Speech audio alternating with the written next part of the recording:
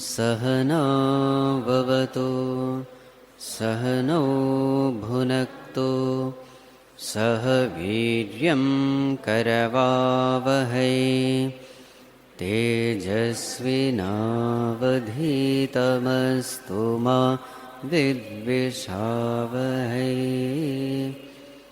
ॐ शान्ति शान्ति शान्तिः।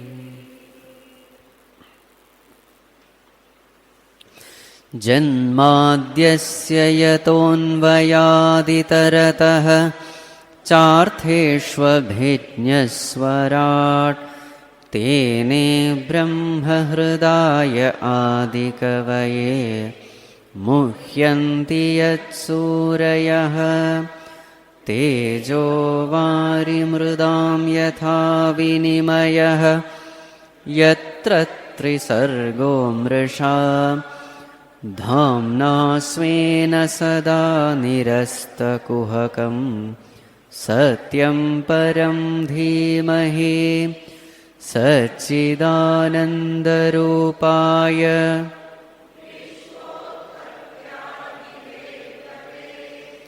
तापत्रयविनाशाय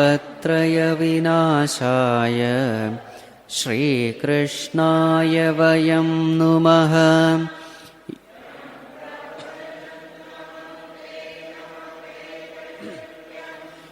द्वैपायनो विरहकातर आजुहाव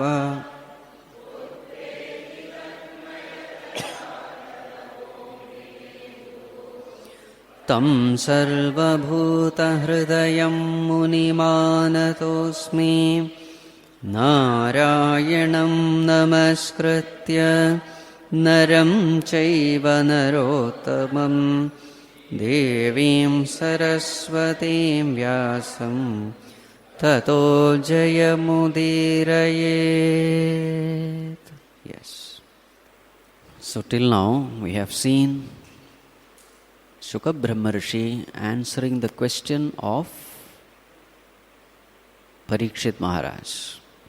The question was, at the time of death, what should one remember? What should one chant? What should one glorify, worship, etc.? So the answer is very clear. One should worship the Lord alone, because He is the only one who can remove all sorrows. He is the only one which is imperishable, and He is one's own true self. All our sorrow is because we don't know ourselves, which is none other than Bhagavan Himself. So all the techniques were mentioned, how we should quieten the mind, how we should withdraw the mind, how we should meditate.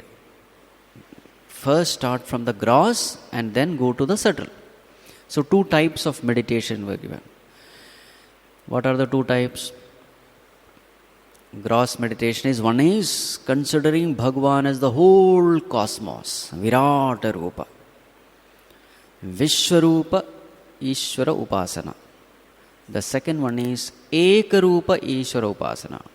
What is that? In one form. So meditating on God, considering Him in a particular form. So how is that meditation done? Keshādi Padam, starting from the feet. Keep looking at Bhagavan, close your eyes, visualize that Bhagavan, and till that picture becomes clear, keep doing this. And once the bhakti becomes really intense, you yourself will know that Bhagavan is not outside, He is right there in one's own heart as one's own consciousness. Purify the mind and then meditate. So this is Īshtadevatā Upāsanā or Ekarūpa Īshvara Upāsanā. Either you can go for this, but there are somebody who says, some people are there who say, I don't want this Bhagavan to be in a form and all that. I don't like all this. Okay, fine. So if you don't want form, consider him as the whole universe. Consider this whole universe as his body and start that way. So these two methods we had seen. But ultimately one has to come to knowledge. And what is the knowledge? That Bhagavan is none other than our own self. How you should purify the mind, choice is given to you. But if you want to know Bhagavan as he is, there is no choice given. Purification of mind is Purusha-tantra. Knowing the truth is Vastu-tantra. Vastu-tantra means you have no choice, you have to know the truth as it is. So how you are purifying? Choice is left to you. Whether it is Viraṭa-rūpa Upāsanā, Vishvarūpa Upāsanā or Īshtadevatā Upāsanā. And that form also choice is given. Now since we are dealing with Shreemad Bhagavatam, Vishnu's Rupa is given. Shankha, Chakra, Gada, Padma, etc. If you are a Shiva's Upasaka, then fine, Shiva's form can be taken. Choice is there. As far as purification is concerned, choice is there. As far as knowing the truth is concerned, there is no choice. There is only one way. Shravana, Manana, Nididhyāsana. Shravanena Ajnana Nivrtihi, Mananena Samshaya Nivrtihi, Nididhyāsanena Vasana Nivrtihi. Shravana, what does it do? It gives you knowledge. Manana, it removes all doubts. Because when you listen, you have lot of doubts. These doubts are cleared by Manana, reflection. So with Shravana you get information. Through Manana, the information becomes conviction. Doubt-free knowledge is called conviction. And through Nididhyāsana, what happens is habitual error is erased. What is this habitual error? You may be convinced of something, but because of the momentum of the past tendencies, impression, you may keep on doing the errors. Not because you don't know, but because the past habitual tendencies are so strong. So you have to break the erroneous habitual tendencies and cultivate the new line of right thinking. In this way the mind has to be trained. Mind is now trained in the wrong direction. What is the wrong direction? I am this body. World is separated from me. World is different from me. World is real. World is the source of happiness. This is the way the mind is functioning now. For very many years, mind is functioning this way. Mind has taken oneself to be this body. That Deha Vasana is very strong. These tendencies are very strong. But through Shravana and Manana, now conviction has come that I am not the body, I am consciousness. But even though conviction has come, this conviction should become transformation. And what is this transformation? Your thinking, behaving, acting, everything should be based on the new knowledge of Vedanta. You should be able to respond to any situation based on Vedantic knowledge. Then we say this knowledge has been digested, assimilated. Then we can say this knowledge has become yours.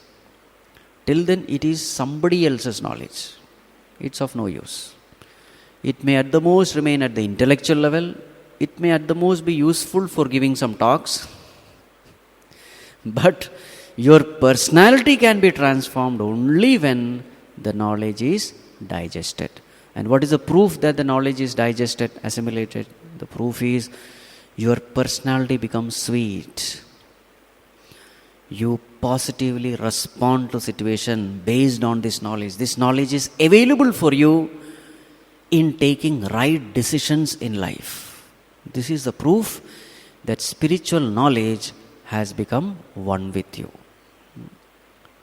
So purification of the mind, you have choice, meditate on any form. But as far as gaining knowledge is concerned, you have no choice. You must know the truth as your own self, as every consciousness in you. You have no choice. So the example given is how you come to a temple.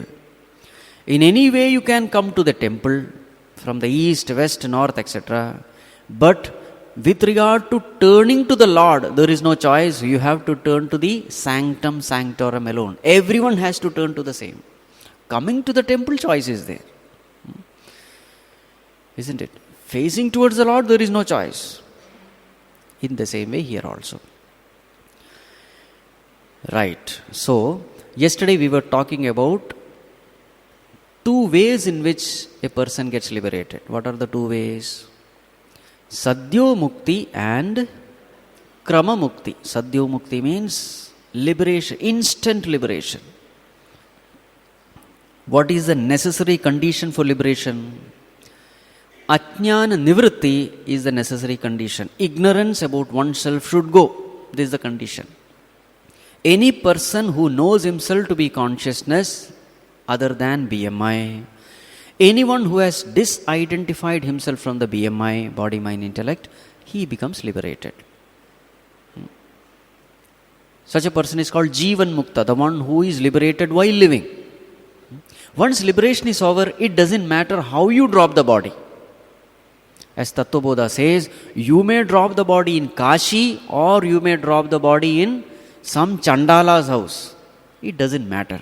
Because the Mahatma is no more identified with the body. Even while living, he is identified with consciousness alone. His attention is totally towards consciousness, which is immortal.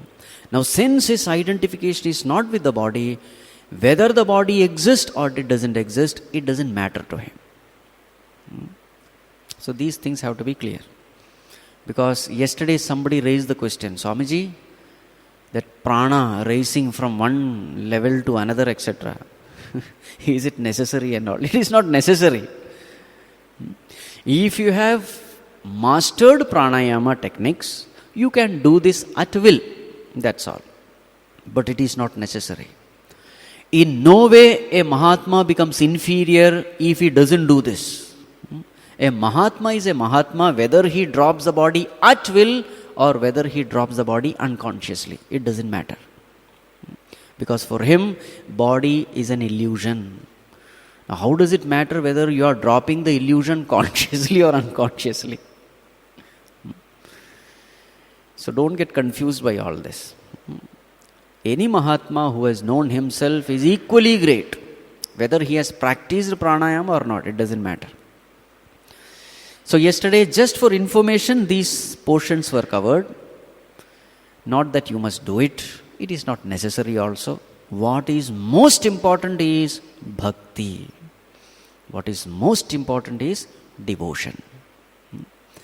So these krama-mukti, that is the main theme of the 8th chapter of Bhagavad Gītā. 8th chapter. How you go from one world to another, how you reach Brahmaloka and all that. So it is just mentioned just to inform you that there is such a thing in the world. Right. So after Sadhyo Mukti, Krama-mukti means liberation in stages. But whether it is Sadhyo Mukti or Krama-mukti, Mukti is possible only through Jnanam, knowledge. So even in Brahmaloka, what is happening is, Brahmaji will make you sit. Compulsorily you will have to go through Vedanta, Shravana, Manana, Nididhyāsana. You have no choice there. So choice is only this much, whether you are doing Shravana, Manana, Nididhyāsana here while living or in Brahmaloka. That is the only choice. So why unnecessarily postpone your liberation? In Brahmaloka, you will have to wait for 3 crore years. Right? That is the what you call lifespan of Brahmaji. So till Brahmaji dies, you will have to wait for liberation. So therefore, normally we don't encourage this krama-mukti. What we encourage is sadhyo mukti. Right. So after that, Shaunaka Rishi said, Suta Rishi, please don't remain quiet. Continue. We are enjoying this discourse. So therefore, you must keep saying. What other questions did Parīkshita ask to Shuka Brahmarshi? Of course, this question is answered. What should a person do at the time of death? That question is answered. But much more things might have happened because two great personages are there. And 7 days also were there. So definitely much more spiritual stuff must have been discussed between them. So then Suta Rishi said, yes. Now I will. So what happened? In the process of listening to Shuka Brahmarishi's discourses, what happened to Parīkshita? So it is said, as Parīkshita was listening these discourses, he was growing in dispassion. He was growing in devotion unto the Lord. He was growing in his sincerity and dedication towards the Lord, towards this path, towards Sādhanā, etc. It was becoming stronger and stronger. And slowly this wheel of ignorance was getting dispelled. As he was listening to these discourses. And then Parīkshita Maharaj asks a question to Shuka Brahmarshi. What is the question? The question is, Bhagavan, tell me, how did the Lord create, sustain and dissolve this universe? How does he do it? Now the whole world is seen. Bhagavan has created it. It is said that Bhagavan is maintaining it and he is dissolving this whole universe. How does he do it? He does it so effortlessly. Like a child playing with the toys, he is creating and maintaining and destroying the whole world. Bhagavan, can you please tell us, guide us, how the Lord does this? Srishti, Sthiti, Laya. How does Bhagavan do? This is the question.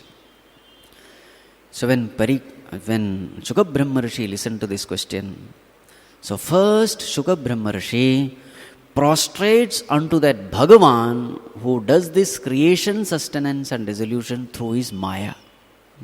So the first thing is Shuka Brahmarshi's Stuti unto the Supreme Lord. So this Stuti we will see. Because in this Stuti we get enough material for meditating upon the Lord. So now we are going to see the Stuti. So this Stuti is before the explanation of Srishti Sthiti Laya of the universe.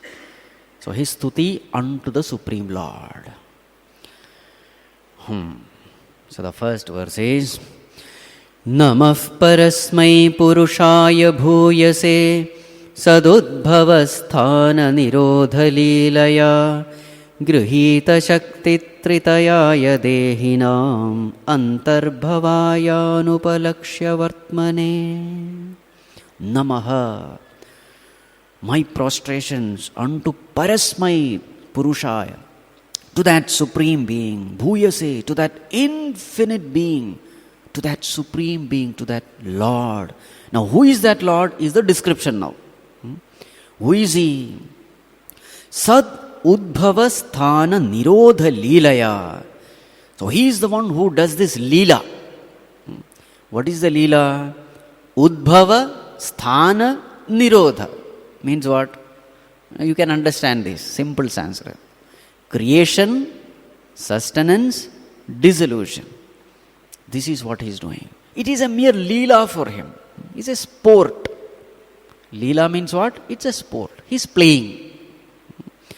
Ananta Koti Brahmandas are created, maintained and dissolved as a mere sport.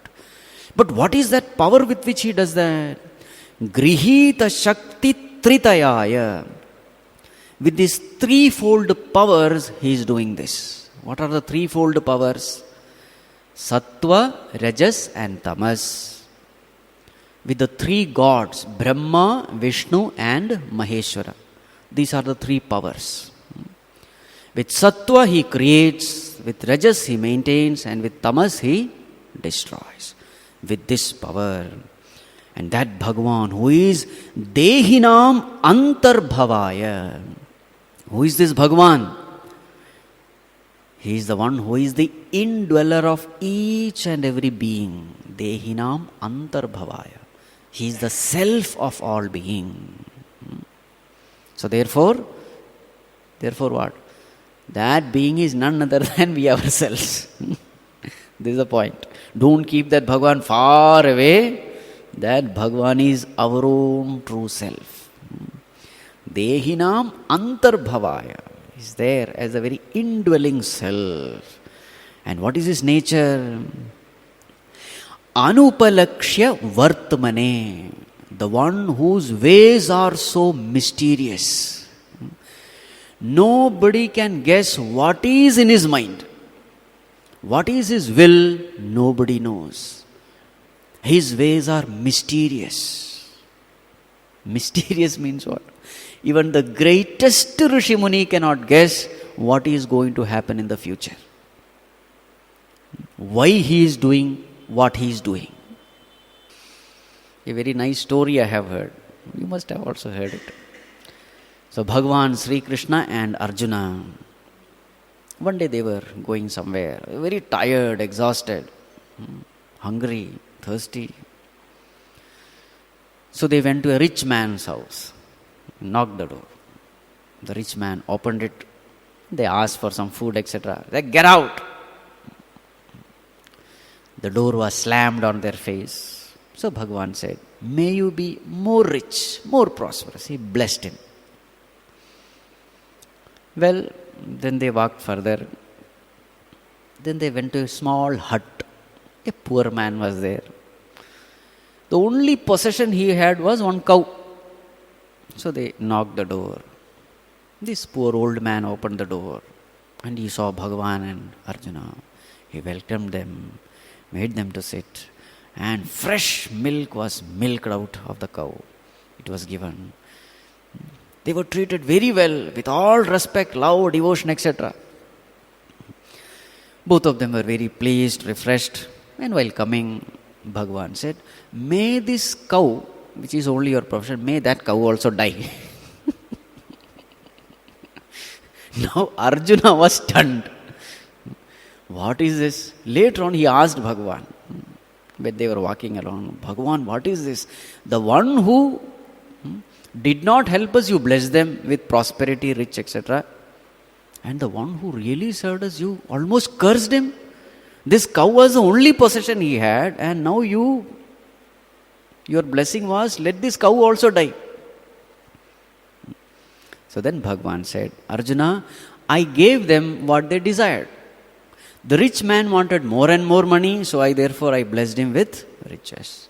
This poor man wanted me. Bhagavan he wanted. And now the only obstruction in his devotion was this cow, because he was attached to this cow. So this cow was preventing him from reaching me. Therefore I just eliminated the obstruction, that's all, so that he could reach me. Now why I am saying this? Anupalakshya vartmane. What is there in his mind? Nobody knows. By external happenings you can never guess. The best example is Parīkshita himself. He was cursed by this Brahmana boy. So any person who,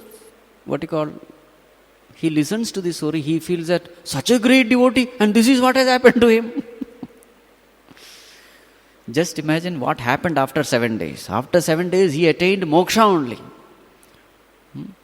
So this Dvija Chapa was none other than blessing. Of course, Parīkshit took it as a blessing that we had seen earlier.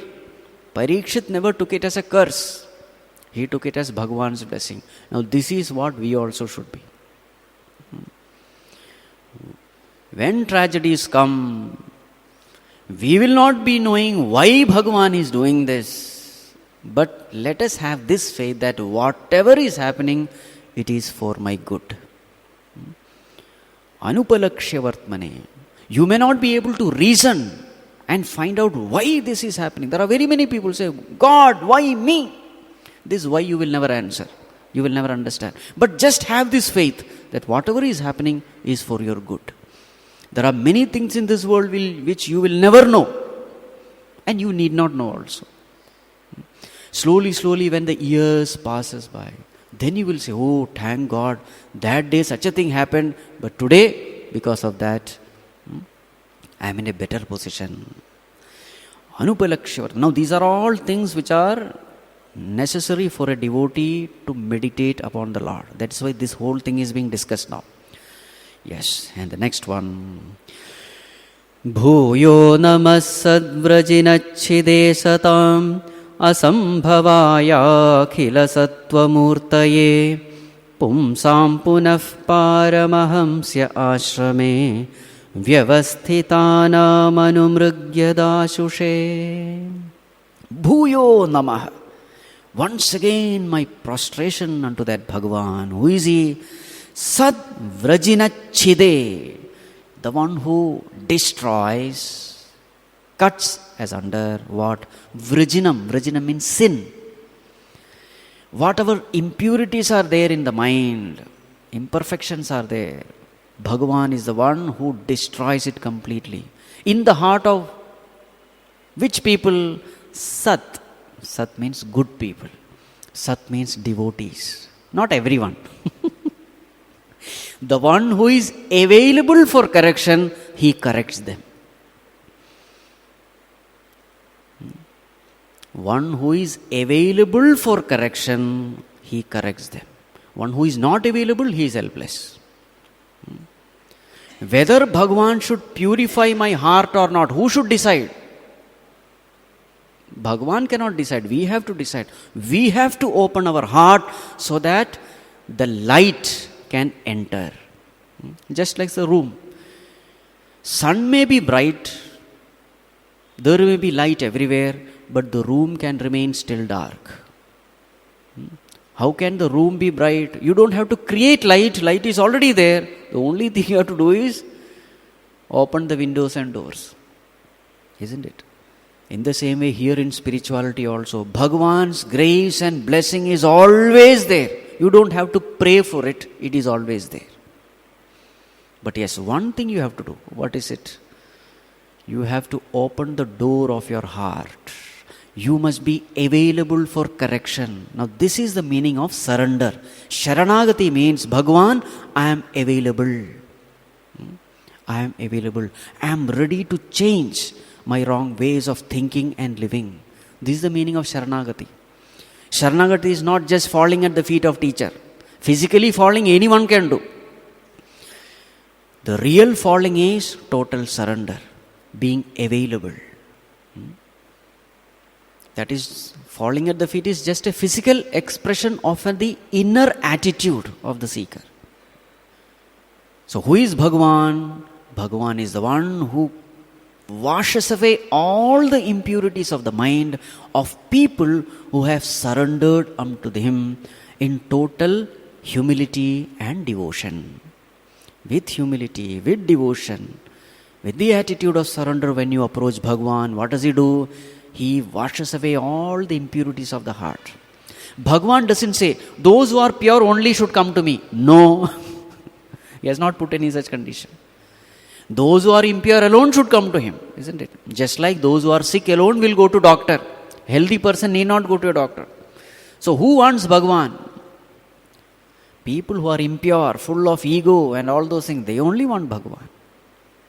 Bhagavan's condition is not that your mind should be pure, then I will accept you. No. Do you have this attitude in you? The attitude of surrender, of humility, the attitude of confession. Bhagavan, I am wrong. Bhagavan, I have lot of impurities in me. Bhagavan, I am unfit to reach you. If this is the attitude, then Bhagavan makes such a devotee his own. Sad vrijinachhide. Such a Bhagavan protects those devotees. Slowly, slowly, all the impurities of the mind, that is washed clean. And then what happens to those devotees? Bhagavan himself becomes, it is said, Akhila Sattvamurtaye. This very same Bhagavan guides this devotee. And if needed, he takes a form also for the devotee. A physical form is taken. Many times this devotee may not be knowing the infinite nature of God. He may be stuck up with a form, doesn't matter. That very form comes in flesh and blood and starts guiding the devotee. Akhila Sattva Murtaye means the one who takes various kind of Sattvic Murtis, forms, in order to guide the devotee.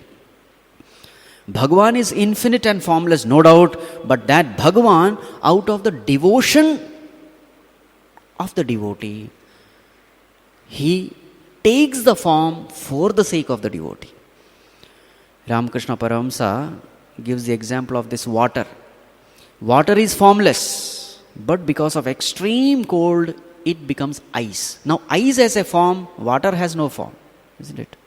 So, in the same way, the infinite formless Lord takes a form for the sake of devotee, in order to guide him. Akhila Sattva Murtaye. So, what all forms we see, Brahma or Vishnu or Maheshwara, Rama, Shiva, they are all forms. But those forms are taken by the Lord in order to guide the devotee. Where does he guide the devotee? Pumsam punaha paramahamsya ashrame vyavasthitanam anumrigyadashushe. He guides him to the ultimate knowledge. Paramahamsa ashrama means sannyasa ashrama. Sannyasa ashrama means those seekers who have kept this self-knowledge alone as the highest goal. Such people are called sannyasis. So the one who gives the ultimate knowledge, because that's what they seek. So in the beginning, he clears all the impurities of the mind. Whatever bhoga is needed, bhoga is also given. And slowly from the bhoga, he takes them to the yoga. From bhukti, he takes them to mukti. Step by step guides. But what happens to those who don't listen to him? That is also there. Asatam asambhavaya. He wipes clean of those people who don't listen to him, who are arrogant, selfish, adharmic, unrighteous. He gives enough opportunities to them to correct themselves. But if they don't listen to him, asambhavaya. Asambhavaya means he wipes clean all such unrighteous people, as though they never existed. Asambhavaya. Sambhava means existence. Asambhava means they are made non-existent. And that is what happens to the Kaurava forces. All the stories which we see, they are all expressions of this. Kauravas were given enough opportunities for correction, but they never corrected. Then what happened? Bhagavan himself says in Bhagavad Gītā 11th chapter, I am the Kala. Arjuna, I have already killed them. Now you just stand in front and take all the name and fame. I have already done what has to be done. None of them are going to survive now. This is called asatam asambhavaya. Yesterday we had talked about Shankha Chakra Gada Padma, the same thing. If you listen to Bhagavan, Padma is given. If you don't listen to Bhagavan, then Chakra will come. You are in Chakra only now. Samsara Chakra. So, beautiful verse. Right, now proceeding further. Namo namaste stvarshabhaya sattvatam vidurakashthaya muhukku yoginam nirasta samyatishayena radhasa swadhamani brahmani ramsyate namaha. Namo namaste. Prostration to you, O Lord. Who is that Lord? Sattvatam Rishabhaya. Sattvatam. For the devotee, he is Rishabha. Rishabha means the best, the ultimate, the only one. For devotees, he is the father, mother, relative, friend, everything. Tvameva mata cha pita tvameva, tvameva bandhuscha sakha tvameva, tvameva vidyacha dravinam tvameva. Everything you are. For Sattvatam, for the devotees, Bhagavan is everything. He is the dearest of the dear and the nearest of the near. For devotees, he is available for experiencing. For devotees, there is no problem. But what about others? Vidurakashthaya muhu kuyoginam. For kuyogis, For kuyogis, he is vidura. Vidura means what? Very, very far. Very, very far means how far? Infinitely far. Vidura kashta. Kashta means limit. For kuyogis, those yogis who are doing some kind of tapas, without any devotion, full of ego, expecting only name and fame. There are so many yogis like that. They do all tapas only to show off, to get respect, to get name, fame, etc. You go to them, speak for some time, and then you will find he is praising himself. He might be a great tapasvi, etc. But no devotion, no surrender, nothing. For such a kuyogi, perverted yogi, kuyogi means perverted yogis, Bhagavan is vidura kashta, very, very far. This is the nature of Bhagavan. Understand the nature. Why we are discussing is, we are trying to understand the Avyava of Bhagavan, if you remember the term. Few days back we had discussed that Avyava. Bhagavan has to be worshipped by his limbs. Now these are all the limbs, his nature is being discussed. So what does Bhagavan love? Bhagavan loves surrender. Bhagavan loves humility. Bhagavan loves confession. Well, Bhagavan is doing all this, but from the standpoint of Bhagavan, is he doing all this? It is at nothing. Nirasta samya tishayena radhasa swadhamani brahmani ramsyate namaha. From the standpoint of Bhagavan, he is neither blessing the devotees, nor is he punishing the wicked people. From his standpoint. Samoham sarvabhuteshu name dveshyosti na priya. That is the thing. Both the contradictory statements are there in Bhagavad Gita itself. But you have to understand what does it mean. On one side, Bhagavan says, I love my devotees, I protect my devotees. On the other side, he says, all are equal to me. Now what does it mean? See, it is like this. Sunrise and sunset. This is the example. As far as the people living on the earth, there is sunrise and there is sunset. And accordingly, all things happen in this world. But you ask the sun, do you rise and do you set? What will the sun say? What rising and what setting? Isn't it? So from the standpoint of sun, there is no sunrise, there is no sunset. But from the standpoint of the earth, there is sunrise and sunset. In the same way, from the standpoint of Bhagavan, the whole creation itself is an illusion. Then where is the question of blessing the devotee, etc.? From the standpoint of Bhagavan, what is he? Nirasta samya tishayena radhasa. He is reveling in his own infinite, incomparable glory. Swadhamani ramsyase. Abiding in his own self, blissful self. This is Bhagavan. There is no creation, nothing. This is the true nature of Bhagavan. From his own standpoint, there is no creation only. Then what is there? There is only self. There is only Satchit Ananda Atma. Bas. Next one. Yat kirtanam yat smaranam yadikshanam yad vandanam yat shravanam yadarhanam lokasya sadyo vidhunoti kalmasham tasmai subhadra sravase namo namaha. Namo namaha tasmai. Prostration unto that Bhagavan who is subhadra sravas, the one with auspicious fame, the one who is famous for his auspiciousness. Subhadra Sravase. What is the great thing about him? In whatever way you contact him, mind becomes pure. Yat kirtanam, you do the kirtanam, glorification. Yat smaranam, you remember him. Yat ikshanam, in whatever way you say him. Yat vandanam, in whatever you salute him. Yat shravanam, listen to him. Yat arhanam, worship him. What happens when you do all this? Or any one of this? Lokasa sadhyaha vidhunoti kalmasham. All the mental purities are washed clean. In whichever way you approach him, mind becomes pure. To such a Bhagavan, who is an embodiment of auspiciousness, my prostration.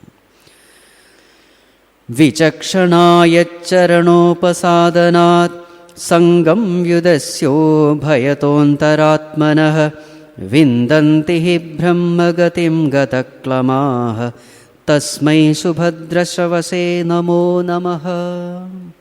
Again, to that being of auspicious fame, my prostration. Who is he? Vichakshana, wise people. Wise people, discriminating people. What do? Yet charana upasadhanāt. They prostrate unto Bhagavan. They hold on to the feet of Bhagavan. And this way, when they do that, what happens to them? Sangam vyudasya ubhayataha antaratmanaha. Whatever attachment is there, sangam is there. Ubhayataha, whether he is attached to this world or the other world. Whatever kinds of attachments are there, what happens when this devotion for Bhagavan rises? All the attachments, all the addictions, all the imperfections go away. Vindanti brahmagatim gataklamaha. Effortlessly. All addictions, strong addictions, he easily drops. Whether it is Kamini, Kanchana, Kirti, whether it is Kama, Krodha, Lobha, whatever is there, the moment the mind is turned towards Bhagavan, everything goes. Because that Bhagavan is a very powerful magnet. The world is also a magnet. So what happens if you keep an iron piece? Suppose Bhagavan is not there. The only magnet available is world. So this iron piece will be attached. Isn't it? All the worldly people are attracted to the world because they don't know the infinite bliss of the self. So when infinite bliss of the self is not available, the worldly magnet attracts them. But as you practice devotion, etc., sadhana, what happens? This godly magnet, you are charging the magnet. So the magnet starts becoming powerful and powerful, and a time comes when this magnet becomes so strong that this iron piece is no more attracted to the worldly magnet, it goes towards the divine magnet. Because ultimately what mind wants is happiness. When you are not giving it true happiness, infinite happiness, that mind will go towards the world, it will indulge in all pleasures. That mind is helpless, what to do? As Gurudev's story, the dog, if you are not feeding it well, it will go and eat all filth and come back. But suppose you are feeding the dog with very good food, then dog will not go anywhere. In the same way, mind also. Mind wants happiness. If you don't give spiritual happiness, it will go towards worldly happiness. But through your sadhana, when you experience the joy within yourself, in your own self, as the mind becomes pure, you experience this joy, this contentment, this fulfillment, then such a mind which has experienced such joy, it will not go anywhere. That is what he said. Sangam, vyudasya, it just leaves. When I am getting so much from here, why should I go anywhere else? A person who has tasted Indian food, dosa is there, idli is there, chutney is there, and that too different states, different food. Huh? Dokla is there. Indian food is infinite. A person who has tasted such kind of food, how will he be satisfied with his bread, butter, jam? In Europe, that is the only thing. Different kinds of bread, different kinds of butter. In India, everything is infinite. Whether it is philosophy, infinite ways. Scriptures, infinite. Taste, infinite. Ragas, very many ragas. In any field the Indians have entered, they want varieties. They want to enjoy, isn't it? Infinite yogas, infinite type of food, music, art, everything is infinite. Others have only one scripture, one Bible, one Quran. If somebody asks, what is your scripture? Then we say, please come, I have a library. So, in the same way, the person who has enjoyed the bliss of the self, how will he be satisfied with this petty, paltry, worldly pleasure? So effortlessly he overcomes all worldly attachments. Tapasvino dhanapara yashasvinah manasvino mantravidas sumangalaha kshemam na vindanti vinaya darpanam tasmai subhadra savasre namo namaha. A person may be a great tapasvi. A person may be a great, a person who does lot of charity. Another person, yashasvi, very famous. Famous because of maybe his learning, his talents, in arts, music, sports, whatever it is. A very famous person. Manasvinah, a person who has mastered his mind. Tremendous amount of concentration. Manasvi. Mantravidah, the one who has attained siddhis by chanting a particular mantra. Subangalaha, a person with good conduct, behavior. But Vinaya Darpanam, suppose he has been blessed with all these abilities, talents, etc. But if he doesn't surrender unto God, if he doesn't feel that whatever I have, it has come from God, if he forgets God, then what happens? Kshemam na vindanti. Such a person, he will never come up in life. Because whatever we have got it from God. And now forgetting that God is the greatest expression of ingratitude. Whatever we have got it from God. Forgetting God and living. How much ever great that person may be in whatever field he may be. Tapasvinaha, dhanapara, yashasvinaha, manasvinaha, mantravida, whatever he may be. If he doesn't bow down to God, if he doesn't offer it unto God, then kshemam na vindati. Kshemam na vindati means what?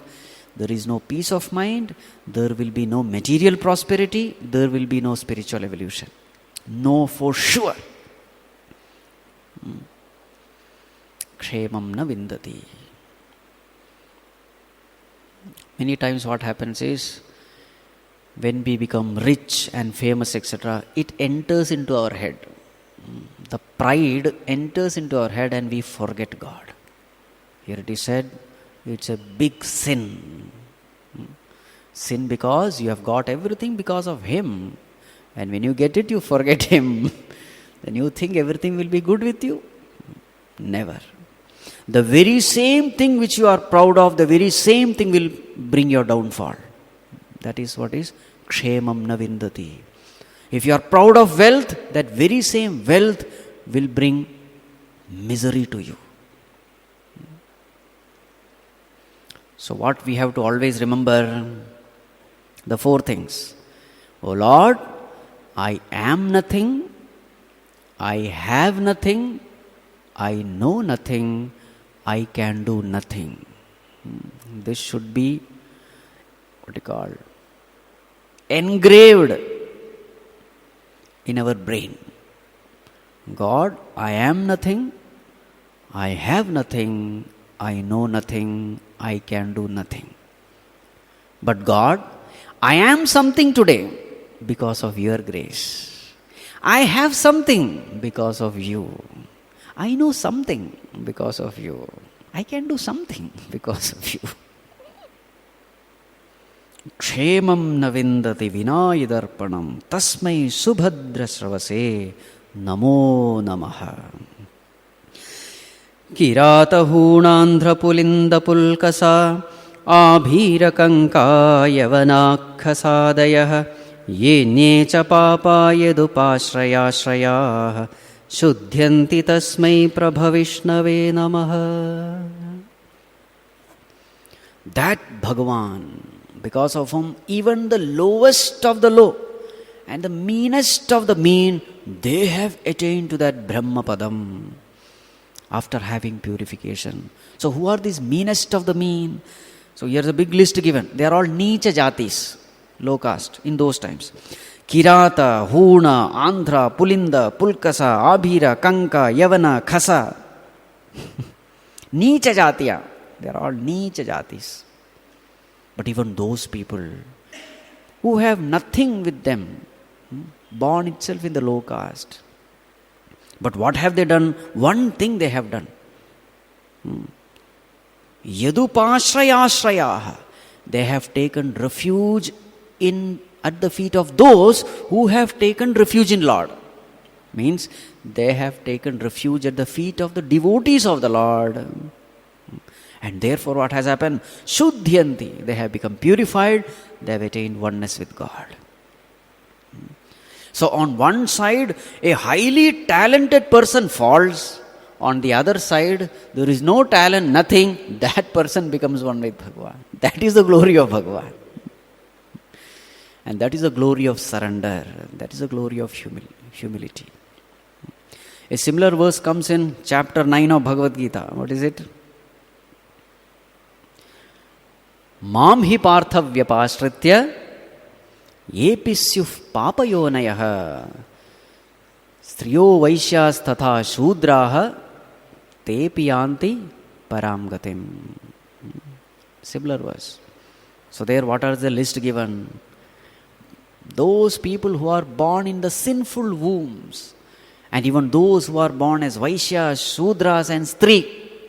Stri is also there. That is a very, very controversial topic. How can you put Stri there and all that? So there we have to understand, some people are born with certain disadvantage. Now what is the disadvantage of being born as a woman? There are disadvantages. You have to accept it. This society is a male-dominated society. And women are born physically weak. There is no, argument there. Physically, man is always stronger than woman. It's a disadvantage. You have to accept.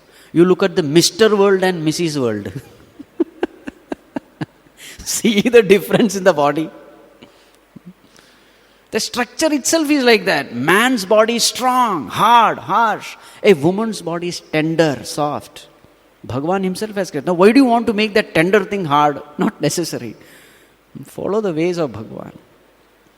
And moreover, women have this disadvantage. What is it? Attachment is very strong in them. Normally, in general cases. In women, you find strong attachment. Strong emotions. Normally, they are guided by emotions than reason. In man, reason guides him. In women, emotions guide them. So now Bhagavan says, even Stris, even they can reach me. Means what? The only thing is you direct that disadvantage towards God. A woman is helpless. So that helplessness can help you surrender unto God. Whenever we are helpless, the tendency to surrender unto God becomes effortless and automatic, isn't it? A helpless person can easily surrender. So when that is there, you convert your disadvantage into blessing. How can it be done? Turn it to God. A person who is helpless can easily surrender, and once you surrender, Bhagavan's grace is there. So therefore it becomes a blessing in disguise. In the same way, attachments and emotions, turn it to Bhagavan. Bas. A person who is attached to God, that person becomes liberated. So that which is your weakness, once that weakness is turned towards God, that very same weakness becomes your greatest strength. In the same way, others, Vaishyas, is a business-minded person. So we say, fine, in spirituality also do business. Business means what? Which will give me more profit? That's the question, isn't it? Which is the greatest profitable profession in this world? Turn to Bhagavan. He will give you everything. Because you are connected to the omniscient, omnipotent, omnipresent Bhagavan. Whatever you need, He will give you.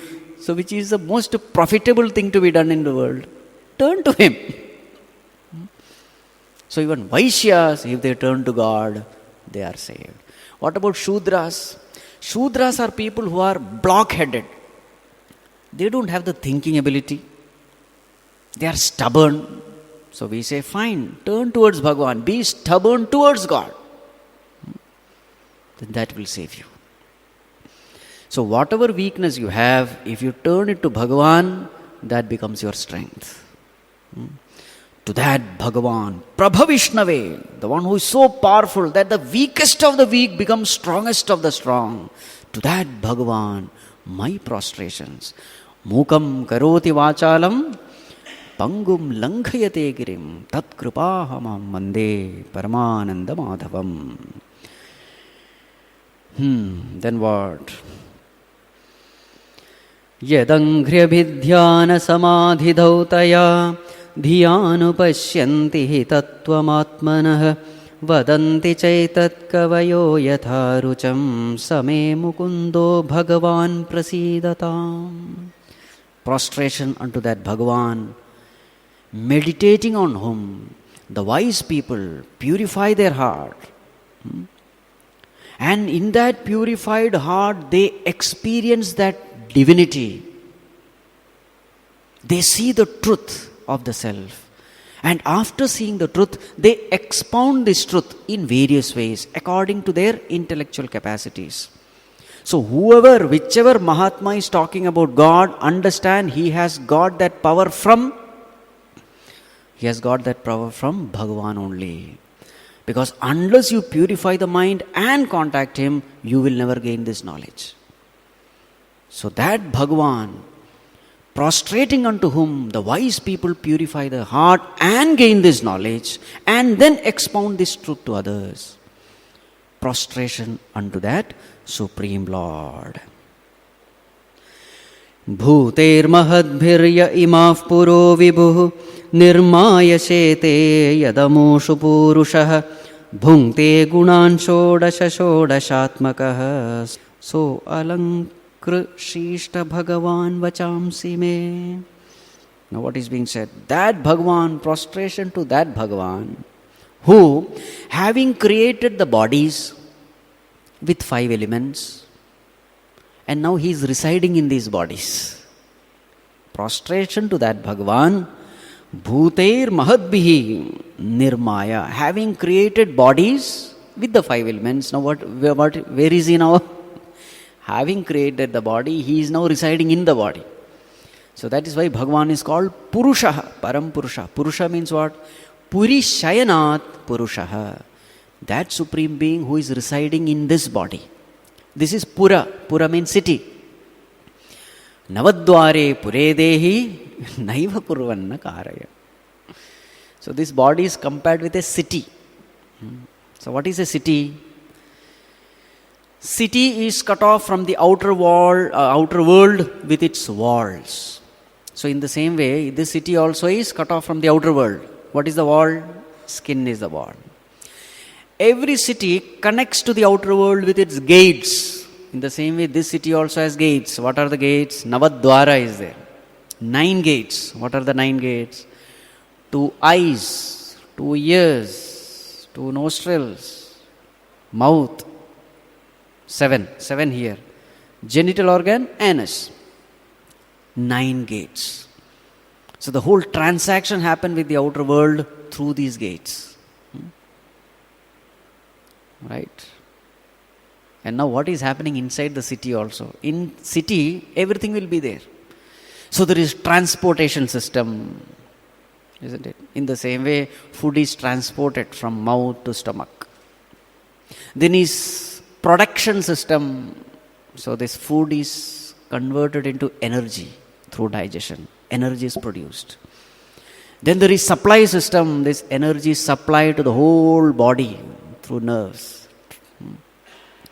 Transportation mechanism is so efficient. Right? There is waste elimination system. That is also very important in a city. Waste elimination system. Then there is emergency system.